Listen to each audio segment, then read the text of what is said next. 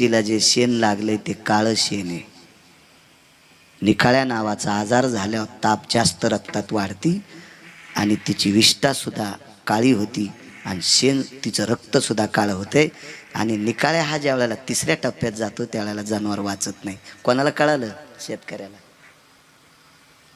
इतका हुशार प्राणी शेतकरी राजू, इतका हुशार शेतकरी. त्याच्यामुळं विश्व जगतंय, त्याच्यामुळं विश्व चालतंय. एक जण महाराज कॅनलला पाणी सुटल्यावर जरा सप्त्यात लोक कमी आले त्या दिवशी. तर ते महाराज म्हणला, येडपट माणसं बसले रानात. अरे सुंबळे आहे का काय तू? या सप्त्यातल्या पंक्तीला काय गौऱ्या खातीन का लोक? त्याच्या कॅनलला पाणी सुटल्या, गहू भिजू दे, मका भिजू दे, त्या मकेचा शिरा करता येईल, गव्हाच्या पुऱ्या चपात्या करता येतील.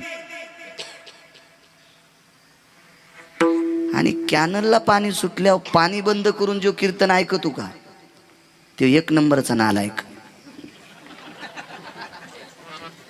एक नंबरचा नालायक. कारण वारकरी संप्रदायातले सगळे आधारीव लोक शेतीची नाळ असलेले लोक आहेत. ज्या संप्रदायातल्या माणसाला शेती कळत नाही का, त्या गधड्याचं ऐकल्यावर तुम्ही मरून जाता. विठाला विठाला महाराज माझ्या अष्टादश मालकांचं वाक्य, कामामध्ये काम, काही मना राम राम, जाईल हा भवश्रम, सुख होईल दुःखाचे.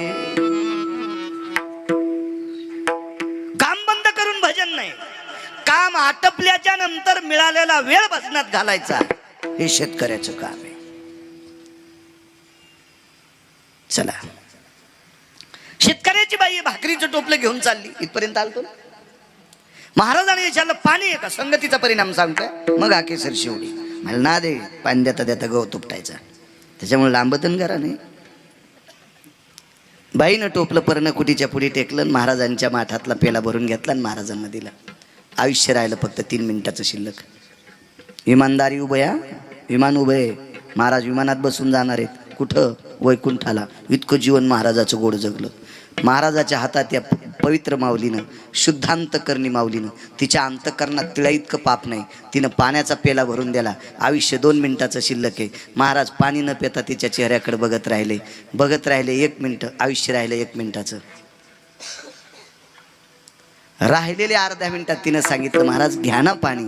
त्याच्यात अर्धा मिनिट गेला आणि राहिलेल्या अर्ध्याच मिनिटात महाराजांनी विचार केला, तरुणपणात भेटली असती तर हिच्या संग लग्न केलं असतं. किती मिनिटं? फक्त अर्धा मिनिट, 30 सेकंद काका. 30 सेकंदात महाराजांनी विचार केला, तारुण्यात भेटली असती तर हिच्या संग लग्न केलं असतं. तरी तपोबळी जन्मधरी, तरी तपोबळी जन्मधरी, तरी तपोबळी जन्मधरी, वासनेचा संग होया अंतकाळी, वासनेचा संग होया अंतकाळी, तरी तपोबळी जन्मधरी, तरी तपोबळी जन्मधरी, तरी तपोबळी जन्मधरी. 30 सेकंदाची वासना संगतीत आली तर एवढ्या मोठ्या साधूचं इमान निघून गेलं आणि बसलं पुढच्या जन्मात पप्याच माई संग कांदे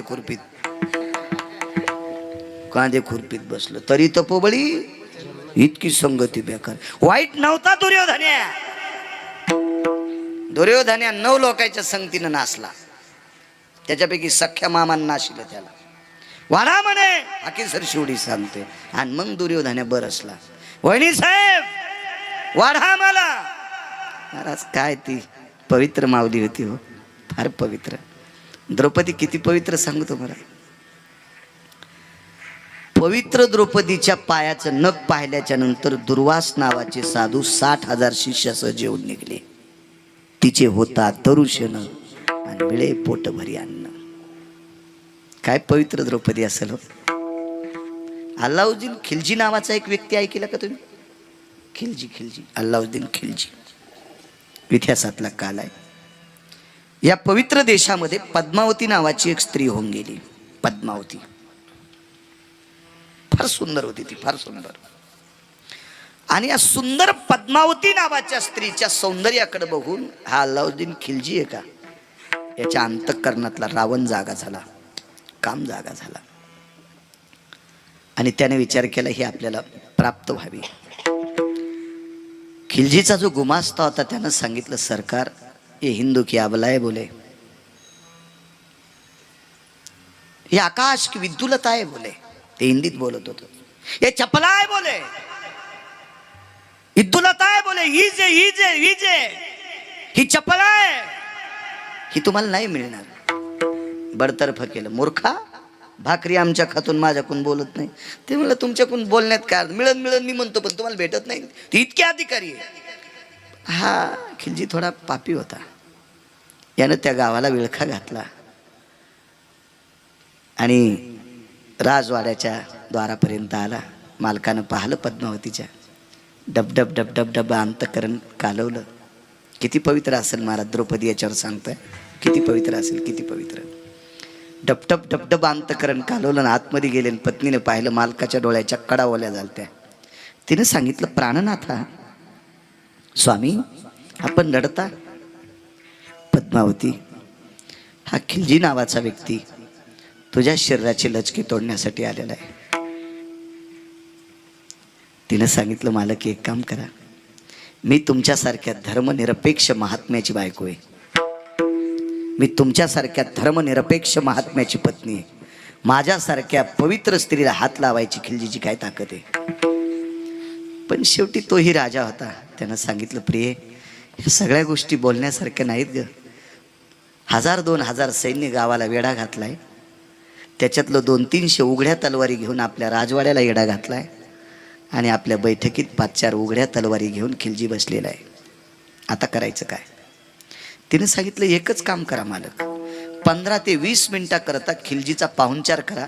तोपर्यंत तुमची स्त्री इतकी पवित्र होईल की त्यानं हात लावल्याच्या नंतर तो जळून जाईल. आणि परसदारानं मागच्या दारात गेली. मागच्या दारात एक विहीर होती. गाईचा गोठा होता. गाईच्या वैरणीची सुडी लावलेली होती, वळही लावलेली होती, गंज घातलेला होता. पण विहीर आटलेली होती. विहिरीत पाणी नव्हतं. त्याच्यात लाकडं टाकले. 10-5 गाईच्या कडव्याच्या पेंढ्या टाकल्या आणि गाईच्या गोठ्यात गेली आणि गाईला प्रणाम केला. त्या गाईची शेपटी धरून स्वतःच्या कपाळाला लावली. द्रौपदी किती पवित्र होती याच्यावर सांगते. गाईची शेपटी कपाळाला लावली आणि डोळ्यातून पाणी आलं. त्या गाईला सांगितलं, माझी माय, आतापर्यंत मी कपाळाच्या मालकाला 2 टाईम वेळेला जेवायला देत होते ग, पण अजून 5 ते 10 मिनिटाच्या नंतर मी त्यांना जेवू द्यायला राहणार नाही. तुला एकच विनंती करते, रोज शेरभर दूध देतेस, आजपासून जास्त दूध दे. तुझ्या दुधावर माझे मालक जगतील. गाईला प्रणाम केला. लेकरा इतकं जर तुझ्यावर प्रेम केलं असेल तर मी गेल्याच्या नंतर माझ्या मालकाला दूध दे. असं गाईची शेपटी कपाळाला लावून या पवित्र देशातली स्त्री गाईला विनंती करते. इतकी पवित्र स्त्री या देशाची, इतकी पवित्र. तितक्यात खिलजी खळवळला आणि पद्मावतीचे मालक वाड्यातल्या आतल्या चौकात आले आणि विचारलं, पद्मावती, तो खळवळलेला आहे. तिनं सांगितलं, मालक तुम्ही काय रडता, काय रडता. ती हसत होती आणि पद्मावतीचे मालक रडत होते. मालक तुम्ही रडता. सांगितलं, पद्मावती तू हसतेस. मालक ऐका ना, माझ्या हसण्याचं एकच कारण आहे की एकही नालायक या शिराला स्पर्श करू शकणार नाही. नाही ग, नाही, हद्दीच्या पलीकडे सीमा गेलेली आहे, आपण काही करू शकत नाही. नाही मालक, काहीच नाही, फक्त 5 मिनिटाचा वेळ धरा. कसं बोलते ग तू. ऐकता का म्हणे. ऐकता मालक, ऐकता. एक अभंग आहे पुराणामध्ये, सर्प माथा मणी. काय वाक्य वापरलं होती ना, पण मला अभंग आठवला. सर्प माथा मणी. सर्पाच्या माथ्यावर मणी असतो. ते सर्प आपल्याला दिसत नसतात आणि ते काही काही प्रांतात असतील, पण त्या सर्पाच्या माथ्यावर जर मणी घ्यायचा असेल ना काकडे महाराज, तर जिवंतपणी सर्प घेऊ देत नाही. जिवंतपणी घेऊ देत नाही. सर्प माथा मणी. याच अभंगातलं एक कडवं सांगतो. अभंगातलं कडवं आहे, राग मानू नका, फार गोडसं कडवं आहे. मला असं ती काय हुशार असेल, तिनं वेगळं वापरलं, पण मी अभंगातलं कडवं सांगतोय. सर्प माथा मणी, पतिव्रतेचे स्तन विध्वंसिल्या प्राण हाताने. मालक, सर्पाच्या माथ्यावरचा मणी मेल्याशिवाय कोणाला घेऊ देत नाही आणि पतिव्रतेच्या शरीराला हात जिवंतपणी ती लावू देत नाही. अशी कोट्यावधी खिलजी येऊ द्या. 5 मिनिटाचा अवधी मागितला, विहिरीत लाकडा आणि कडवा टाकला, वरून काडी आगकाडी टाकून दिली आणि त्या काळी पद्मावतीनं जोहार करून घेतलं. महाराज, इतिहासातली पद्मावती जर इतकी पवित्र असेल तर पुराणातली द्रौपदी किती पवित्र असेल कल्पना करा. काय पावित्र्य असेल. महाराज, विश्वाचा मालक तिला बहीण मानित होता, पंढरपुरातला मालक. काय पवित्र असेल होती, काय पावित्र्य असेल त्या द्रौपदी. आणि ज्या वेळेला चोळीची गाठ सुटते त्यावेळेला धर्माकडे बघितलं. धर्मानं खाली मान घातली आणि सांगितलं द्रौपदी वाढत राहा. आता याचं कारण काय असेल मला ते काही सापडलं नाही. जे सापडत नाही ते आपण बोलायचं नाही. आणि हे 78 लोक, याच्यातली फक्त 2 माणसं मानाखाली घातलेल्या होत्या, भीष्म आणि द्रोण. द्रौपदीचं इतकं अंतकरण पाकळलं, देवाला विनंती केली, देवा, अरे देवा परमेश्वरा, ही 78 लोकांपैकी फक्त 2 लोकांना शरीर पाहू नये, कारण ते विद्वान आहेत, ते पावन आहेत, ते पूज्यश्री आहेत, ते आदरीव आहेत. आणि 78 लोकांपैकी 2 सोडून दिले तर बाकी सगळे मूर्ख आहेत. मूर्ख म्हणजे येडे. आणि येड्यानं शरीर उघडं पाहिलं काय झाकलं पाहिलं काय, काय संबंध नाही त्याचं, काय त्याच्यात एवढी तथ्यता नाही ना. आणि हेच तर 5 पतीच आहेत, त्यांचा तर अधिकार आहे. बघ रे देवा, बघ रे देवा, बघ बघ बघ देवा, बघ बघ बघ. माधव महाराज मगर सांगायचे, देव फुकट काम कोणाचं करीत नाही आणि देव पैसे पण घेत नाही. पैसे याच्याकरता घेत नाही, पैशाची मालकीनं त्याची पत्नी, नुसती पत्नी नाही, दाशी. पाय धुवावयाच्या दैवा पात्र झाली, याच्याकरता पैसे घेत नाही. आणि मग फुकट काम करीत नाही कसा, भावा एकासाठी खांदावा ह्या फुल्या, देवा कारणे भाव तस्मा, काही नलगे एक भावची कारण, तुका म्हणे आन विठोबाची, थोर प्रेमाचा भुकेला हाची दुष्काळता, बोरे खाय भिल्लटीची, पोहे सुदाम देवाची. फक्त भाव, त्याला भाव पाहिजे, फक्त वासुदेव भाव पाहिजे.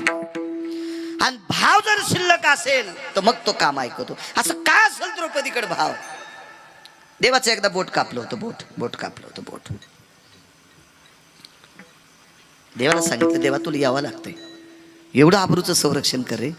अरे दुर्वासासारखा शीघ्रकोपी साधू, 5 रागीट लोक होते, त्याच्यापैकी दुर्वास एक रागीट होते. महाराज दगडाकडे पाहिलं की दगडाची लाईच होत होती, लाई होत होती, लाई. जर पांडवांनी वनवासात जेवण दिलं नसतं तर दुर्वासाच्या शापानं काय झालं असतं, याच्याकरता पंढरपुरातल्या मालकाचा शेंडीतला घाम पायात आलता. पंढरपुरातल्या मालकाचा घाम, डोक्याचा घाम पायात आलता, पायात. इतकं दुर्वास अधिकारी. ठीक आहे, तुमच्या आमच्यासारखा महाराज थोडाच होता, 2-4 अभंग पाठ करून याच्या त्याच्या नाकात काड्या घालणार. ते दुर्वास होते, दुर्वास होते महाराज, दुर्वास. आणि त्या दुर्वासानं पाय नख पाहिल्याच्या नंतर भोजन मिळावा. पवित्र किती शरीर असेल, तिचे होता दरुशन आणि मिळे पोट भरी अन्न. देवा नको रे या शरीराचे दिंगडे. महाराज त्यासाठी पुण्य लागते, पुण्य. जटायूकडे एक पुण्य होतं, या देशातल्या पवित्र स्त्रीच्या आबरूचं संरक्षण करण्याकरता स्वतःच्या शरीराचं बलिदान दिलंय. हे पुण्य त्याच्याकडे होतं, त्याच्याकरता जगाचा मालक धावला. फुकट कसं धावल ते, कोण रिकाम आहे फुकट करायला.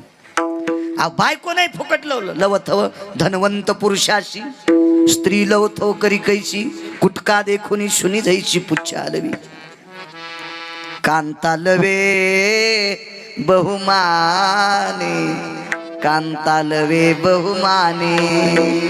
जितके संभार आपण श्रीमंती कमवली का मनोज, तितकी बायको अशी पुढं करते आणि भंगिऱ्याला बोट मोडूशा देतात.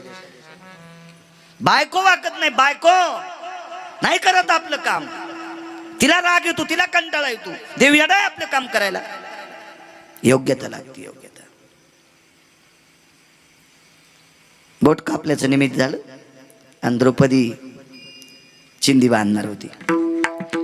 द्रौपदीच्या लक्षात आलं आता वाड्यात जाऊन चिंदी आणण्यापेक्षा तोपर्यंत रक्त किती जाईल, म्हणून डाव्या हाताने बोट दाबलं, उजवा हात पदराला घातला, पदराचा कोपरा डाव्या बगलात दाबला, पदर फाडणार तेवढ्या अवकाशात उद्धव बरसला. ताई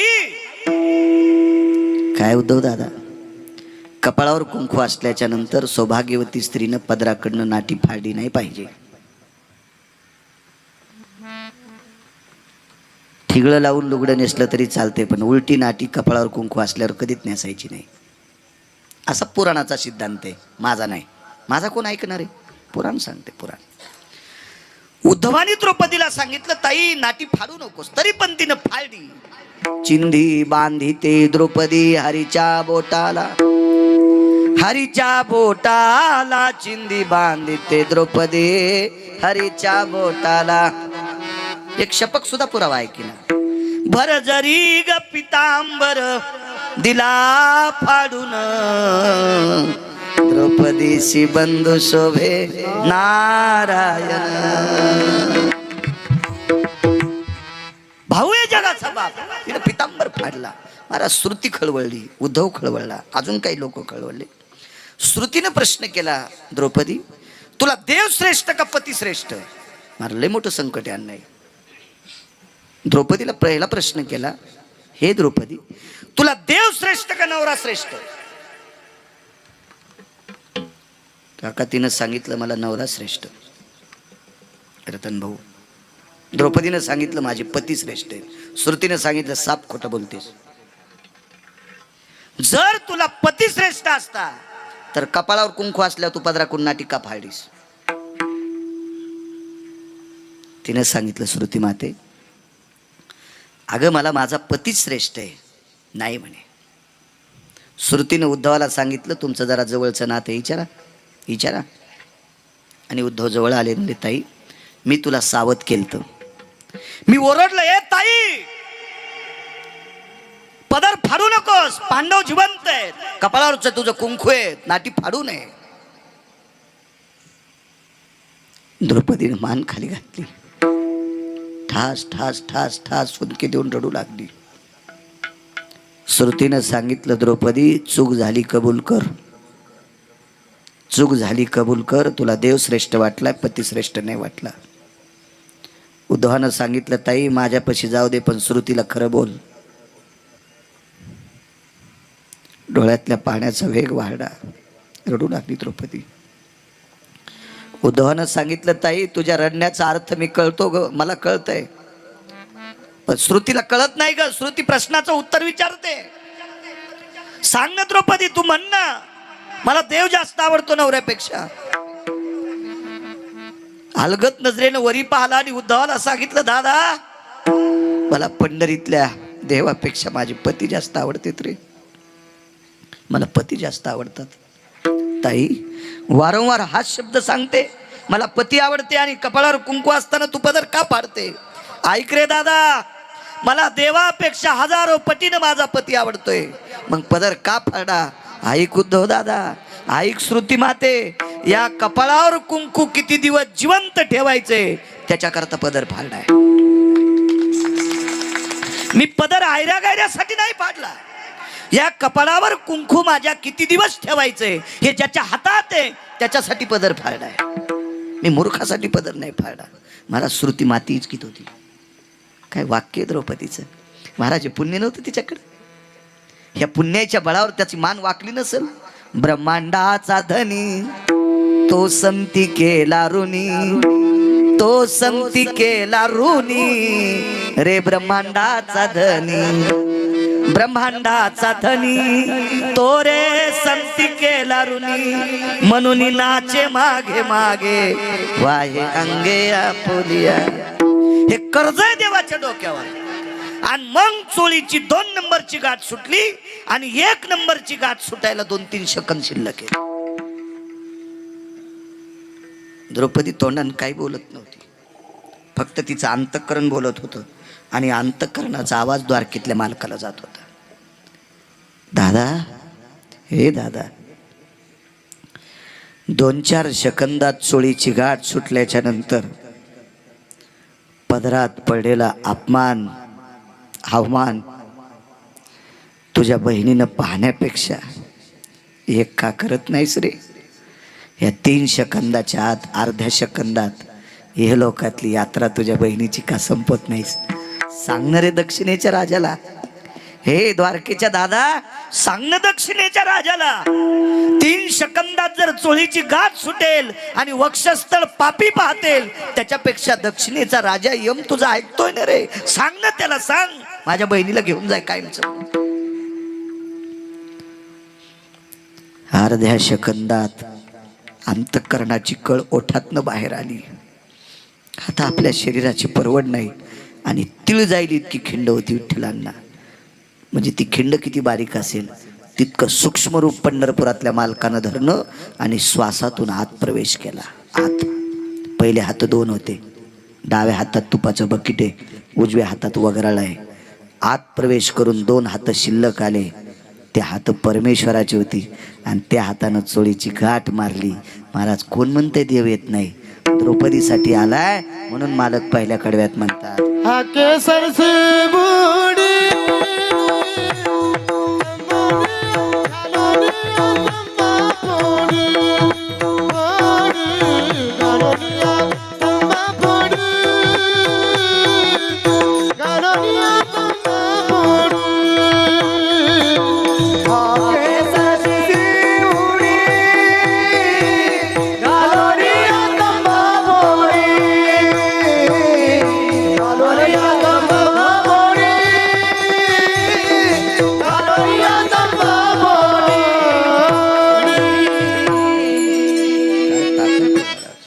हाक मारल्याच्या नंतर जगाचा मालक येतो. देवानं चांगल्या भक्तासाठी कुळ पाहिलंच नाही. यातायाती धर्म नाही विष्णुदास असा. हो. भक्तासाठी जातीचं समज. महाराज साधूला जातच नसती. जातीच्या चौकटीत अडकलेला साधूच नसतो.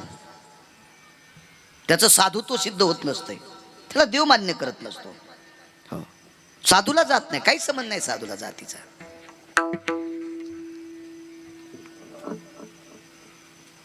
कोण म्हणते धावत नाही देव? टोलना किंवा टाळ्या वाजणार एक जण होतं. टाळ्या नाही, टाळी.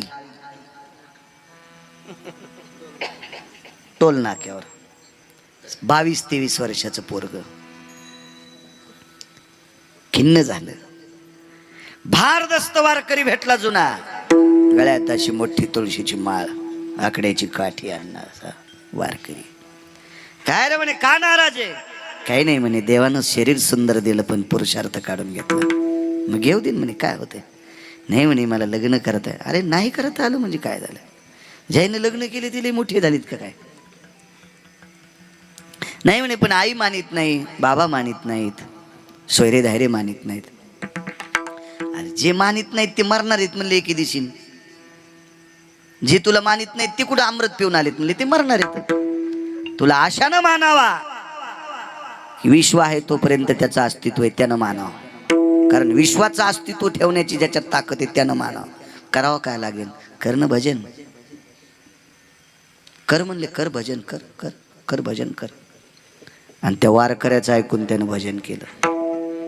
सांगणार वारकरी मेलं नाना, मेलं ते मेल्याच नंतर लोक म्हणले आता कसं करू तू? जन तुला भजन करायचं सांगितलं ते तर मेले. ते म्हणलं मरू द्याकडे, पण मरता मरता बी सांगितलं जोपर्यंत प्राणात श्वास आहे, शरीरात श्वास आहे तोपर्यंत भजन बंद करू नको. जगाचा मालक तुझं ऐकल, तुझ्या करता धावल. तृतीयपंथी व्यक्ती हो बिचारा, तृतीयपंथी. कोणालाही नाव ठेवण्याची आपल्याला लायकी नाही, कोणालाही नाव बोट ठेवण्याची आपल्यात लायकी नाही. त्याच्यासाठी आपला जन्म नाही. आपण स्वतः दुरुस्त होण्यासाठी आपला जन्म आहे. दुसऱ्याचे खवले काढण्यासाठी, खपल्या काढण्यासाठी आपला जन्म नाही. आपल्या काय चुका आहेत त्या दुरुस्त करून पुढे सरक. टाळ वाजिता येत नाही, चिपळी वाजिता येत नाही, विणा वाजिता येत नाही. मंदिरात पडलेलं आहे. फक्त अंतःकरणात तितकी ताकद आहे. शुद्ध अंतःकरणानं सांगितलं देवा आयुष्यभर तुला हाका मारल्यात रे, आयुष्यभर तुझं भजन केले रे देवा. एका निष्ठावंत वारकऱ्यानं सांगितले रे मला, म्हणून तुझं भजन केले देवा. वाऱ्यावर सोडतोस का रे मला देवा? फेकून देतोस का रे मला? हे देवा बघ ना माझ्याकडं, बघ ना माझ्याकडं, बघ ना देवा. अरे मला लौकिका करता भजन नाही केलं, लोकांनी मला चांगलं बनवायच्या करता भजन नाही केलं. अरे तू भजन करणाऱ्याचा आदर करतोस याच्याकरता भजन केलंय. लोकांनी मला बरं म्हणा याच्याकरता भजन नाही केलं. भजन केल्यावर त्याच्या हाकेला धावतोस याच्याकरता भजन केलंय. देवा मी तृतीयपंथी याच्याकरता मला वाळ टाकतोस. बघ देवा सांभाळ तुझं तू प्रीत. मी श्रद्धेनं भजन केलंय, तुला यायचं का नाही ते ठरव. महाराज शरीर खाली पडल्याबरोबर त्या लागी विमान पाठविले,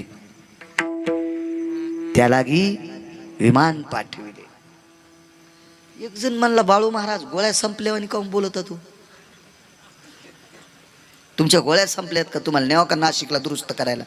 मी म्हणलं मला नेऊ नको, तू ह्याच संपल्या असल्या तर नसल्या तर तू डबल सुरू कर, मला काही गोळ्या घ्यायचं काम नाही. नाही म्हणे काय बोलता राव तुम्ही, कोण माणूस येतो त्याला विमान कसं पाठविते? मी म्हणलं सुंबळ्या, विमान पाठिलं तर हे तर खरंच आहे, हे तर खरंच आहे, खरंच आहे, खरंच आहे. पण चंद्र सूर्य येतोपर्यंत त्याच्यातलं गाथ्यातलं नाव कोणी काढू शकत नाही. चंद्र सूर्य येतोपर्यंत विठ्ठलांना त्याचं नाव गाथ्यातलं निघू शकत नाही. कानो पात्रा खोदू पिंजारी तो दादू, कानो पात्रा खोदू पिंजारी तो दादू, भजनिया भेदू हरीचे भावे,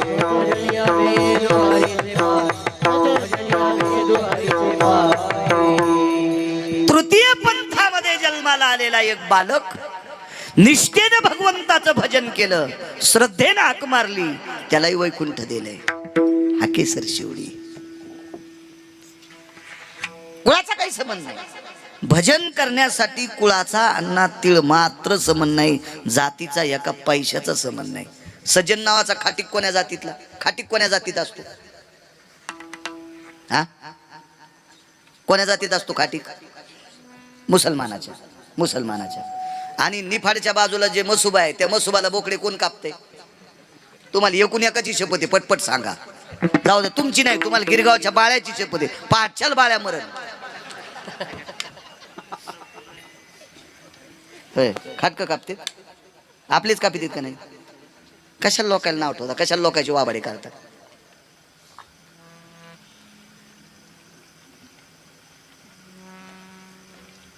सज्जन नावाचा खाटीक, त्याचं नाव काढू शकता का त्यातलं तुम्ही? निघते वासुदेव त्याचं नाव. हाय एखाद्या वारकऱ्याची हिम्मत गाठ्याचं नाव काढून टाकायची. पंढरपुरातला मालक झपकीन, नुसता झपकायचं नाही, रुमन तोंडात घालीन आणि इकून हातोड्यान हाणून इकून काढीन. कारण तो खाटीक जरी असला तर देवाला आवडणारा होता. त्याचं प्रेमच तितकं गोड होतं, त्याचं वागणं तितकं गोड होतं. लतीफ, कबीर मोमीन, लतीफा मुसलमान. कोण कबीर? कोण कबीर? कोण कबीर? कसं भजन केलं असेल कबीरानं? चालू भजनात तंबाखू खाल्ली मग सतरंजी खाल्ली. होय, असं भजन केलं असेल चालू भजनात? असं भजन असेल का? भागवत चालू होतं, मी गेलो. तेव्हा महाराज या ना, कथा चालू आहे. तिकडेच कीर्तन होतं, जात जाता गेलो. मलाही भारक बोट पुसायचा ना आदेश चंद्राचा. गेलो मी. कथा चालू होती, आम्ही गेल्याबरोबर लगेच भजन सुरू केलं. श्रीकृष्ण गोविंद हरे मुरारे, हे नाथ नारायण वासुदेव. तोर कामाला माणसं सरकले, जागा कोणी सतरंजी टाक, काही टाक. महाराज आले, महाराज आले, महाराज आले. लोकांचं सगळ्याचं लक्ष माझ्याकडं आणि मग लक्ष महाराजाकडं. कोणाकडं? भागवत वाचनाकडं. आणि भागवत वाचनाराचं लक्ष वेगळंच. तर मी म्हणलं पाय खाजवा, मांडी खाजवा, धोतर काऊन खाजवायला महाराज? धोतर कशामुळे खाजवायला महाराज? श्रीकृष्ण गोविंद हरे मुरारे, हे नाथ नारायण वासुदेव. काय चपका, काय चालू महाराज. भजन म्हणता म्हणता तंबाखू चोळली आणि मी बाजूला असताना कृष्ण गोविंद हरे मुरारे, आणि ते गर्दा माझ्याकडे झटकीला. मी शिका देऊ देऊ बेजार, म्हणजे पुन्हा यानं म्हणूच नि बाळू नका शिका आल्या. आणि ते पुन्हा म्हणते याला ॲलर्जी. त्याला कोण्या नरकात टाकावं ते यम ठरील, पण त्याचं ऐकणाऱ्याला कोणाच्या नरकात टाकावं मात्र यम निश्चित ठरील. असं भजन असेल का कबीराचं? काय भजन केलंय हो, काय भजन केलं महाराज. भजन करता करता पोटाची खळगी भरण्यासाठी एक व्यवसाय होता, कपडे विणायचा. तो कपडा ज्याच्या घरी इकला का त्याच्या घरी ते कपड्यातले धागे राम राम म्हणायचे. ठाई ठाई धाग्यावरती दिसे राम नाम ग ठाई ठाई धाग्यावरती दिसे राम नाम ग दिसे राम नाम ग दिसे राम नाम त्याच्या धाग्या धाग्यात राम होत कबीराचे मागी इन लागे शेला कबीराचे मागे इन लागे शेला देव शेला इनू लागत होता काय जातीचा संबंध आहे तुम्हाला तशी एक जात आहे ती जात आहे कोल्हाट्याची त्या कोल्हाट्याच्या कुळात लाख्या नावाचा वारकरी जन्माला लाख्या नावाचा वारकरी येतो गळ्यात तुळशीची माळे भजन करायचा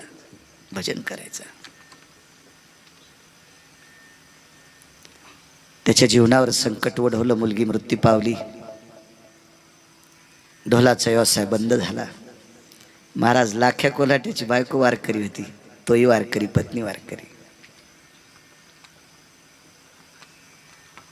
त्या वारकरी बाईनं देवाला हाक मारली देवा